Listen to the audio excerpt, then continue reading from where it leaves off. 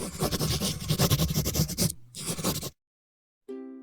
everyone! My name is Helga, also known as PuddingFishCakes, and this is the first installment of my new series, A Guide to Polymer Clay, in which I discuss different topics related to polymer clay, which will hopefully help you with your clay crafting. Whether you're a beginner or you've been working with polymer clay for a while, I hope you find this series helpful and informative. Before I start, I'd like to note that I am not a professional, and all this information I'm about to tell you is based off of my own research and experiences. So what is polymer clay? Polymer clay is a type of modeling clay that only hardens when baked. It can be baked in any toaster oven or conventional oven, and it doesn't shrink. Polymer clay is non-toxic and safe to use at any age. It comes in a variety of different colors, which you can also mix to create new colors. Where can I get clay? I get all of my clay from Michael's, and they come in these 2-ounce blocks. The different brands that I use are Sculpey 3, Primo, and Fimo. My favorite brand is Primo because I like its almost rubbery consistency, and I've noticed that it tends to collect the least amount of dust out of all of the different brands I've used. There's a whole variety of colors you can choose from, and they sell at around $3 a block at regular price.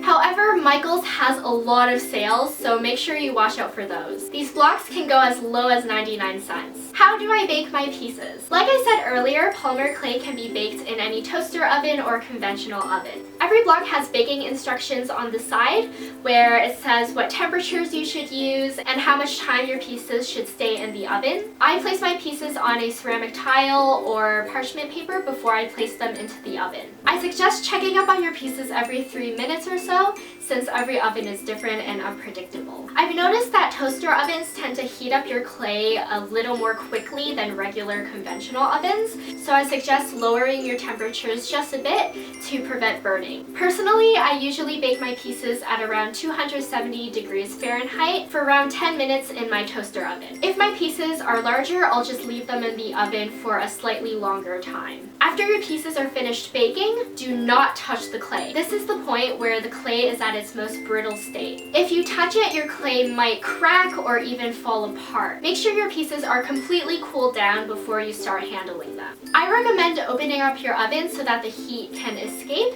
and just let your pieces sit there for around 20 minutes or so to let them cool down. So that concludes the first episode of my Guide to Polymer Clay series. If you found this helpful, give this video a thumbs up, and if you have any questions, feel free to comment down below and I will try my best to answer. If you have any ideas on what I should talk about next, go ahead and let me know in the comments down below. Make sure you're also subscribed to this channel if you want to be notified of any new videos. Thank you so much for watching, and I will see you guys next time. Bye!